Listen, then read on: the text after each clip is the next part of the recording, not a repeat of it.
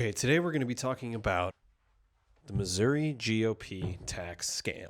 Okay? The GOP is going to take more money out of your bank account and put more money into the bank accounts of their wealthy donors. I've broken this scam down into 3 steps. First, they're going to ask voters if they'd like to pay less taxes. Then, they're actually going to raise taxes. Then, they're going to blame the voters. This is a scam, so let's meet the scammers. First, we've got Governor Mike Kehoe. He was elected last year. He used to be a used car salesman, and he's pulling one over on the voters of Missouri like he used to pull one over on the people who pulled into his lot. He's the visionary, the leader. He's the scam artist. Next, we've got John Patterson. He's the Speaker of the House in Missouri. He's also a Republican, and he's the one who's going to be legislatively pulling off the scam. He's the foot soldier who serves the scam artist. He's like the guy who calls your grandma and tells her that you've been abducted by a foreign government and she needs to wire him $3,000 in Target gift cards or something. There's the GOP's wealthy donors. They're the ones who ultimately benefit from this scam. And then the victims, or the mark, which is the Missouri voters. They're the ones who are going to be injured or hurt by this scam. So let's go through this step by step. The first step is a ballot initiative in November of 2026 asking Missouri voters if they'd like to phase out and then eliminate the state's income tax. Hey, do you want to pay less in taxes? The income tax is the tax that's taken out of your paycheck every month or that's taken out of your retirement accounts like your 401k every year. The thing is, wealthy people make more of their money from investments than they do from their salary, and all of that money is subject to the income tax. Wealthy people stand to benefit the most from the elimination of the income tax because they have a bunch of income. The GOP's wealthy donors see their political donations to Kehoe and Patterson as an investment. And if this ballot initiative passes, that investment is going to show a huge return in the form of them not paying taxes anymore on their massive incomes. But I think most logical people would vote to lower their own taxes, right? Given the choice, then yeah, of course you're going to vote for no more income tax. But the problem is the question that's going to be on the ballot is deceptively simple. The question to Missourians will be clear. Should Missouri begin a phased elimination of the individual income tax with a full repeal within the next 5 years? What's not clear, and what they don't want to make clear, is what happens after this ballot initiative passes.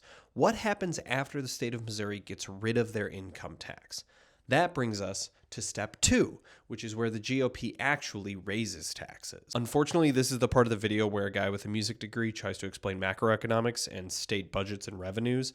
Bear with me here. I really do apologize for any oversimplifications or any research errors. I'm a guy on the internet, not a journalist, so take everything I say with a grain of salt. I've actually got to clear the board for this one. Okay, this is our state budget. It's like a pie. I understand it's very American to be like, think of a pie. Think of our state's budget like a hamburger. The state needs the budget because we have roads and schools and public safety, and these things all need funding. Even the bad versions of these things need funding. Even streets with potholes in them cost money. Even unaccredited school districts cost money. So we have to pay taxes in order to live in a society together. In our current system, about 2/3 of the state's general revenue comes from the income tax. This is the one that's taken out of your paycheck each week. Quick side note here, the state budget changes every year, and we're talking about billions of dollars, so these numbers are approximate and can fluctuate. About 1/4 of the state's budget comes from the sales tax. This is the tax that gets taken out every time you buy something. How do you spell receipt? Oh boy. For the purposes of not turning this into a boring and inaccurate macroeconomics lecture, we're going to call the rest of this just other.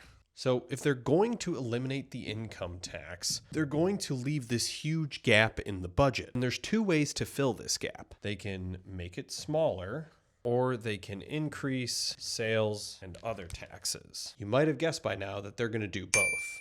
I talked to Representative Nick Kimble from St. Louis. He's on the budget committee. Here's what he had to say. For every $1 billion that we cut, sales tax would have to be increased by, I think, 1%. So you're looking at something as high as 9 to 11% just to offset any income tax proposal. So just to mark that down, we're talking about 4.2% to about 11%. Every time you go to the coffee shop, every time you go to the grocery store, every time you go to the gas pump, you're going to be paying more sales tax. And if you're a reasonable person who lives in St. Louis or Kansas City, you're just going to go across the state border to pay for your groceries and stuff because it's going to be way cheaper over there. It's kind of like, okay, we're either going to go bankrupt like Kansas, or it's going to be a massive sales tax increase on 85% of Missourians. I think it's going to be both. The thing is, they're not going to ask us if they can raise taxes. They're only going to ask us if they can cut them. Then they are going to raise them. I know I didn't talk about this earlier, but they're going to do it using HJR 174. HJR 174, sponsored by Speaker John Patterson, is the vehicle in which they are going to do this. So this bill does two things. One, it puts the question on the November ballot. Hey, do you want to pay less taxes? But it also gives the legislature broad authority to raise other taxes, like sales tax, without voter approval. This is the heart of the scam. They're going to raise your taxes without your permission, and that brings us to step 3, which is blaming the voters. At the end of the scam, you're going to pay more in sales taxes than you did in income taxes. There's going to be more money taken out of your account for everyday items. And the money that you save on your income tax is not going to make up for that sales tax increase. Wealthy people, absolutely, that income tax will make up for it, but not for working folks. But here's the thing. I don't think it's productive to tell people to vote against a tax cut. Any logical person would vote to have their taxes cut. No one likes paying taxes. So the thing that needs to be addressed is this scam bill, HJR 174. So I've built an anti-tax scam toolkit using Fast Democracy. The link is in the description. This kit gives you everything you need to email your representative in Missouri and tell them to oppose the GOP's tax scam. You can also use Fast Democracy to follow HJR 174 as it moves through the legislature and is debated in committees and on the floor. So if you get a chance, fill out the toolkit because we need to at least try to stop these guys from scamming us.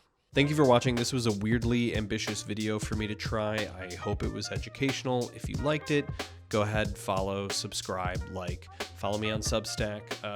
Thanks for watching.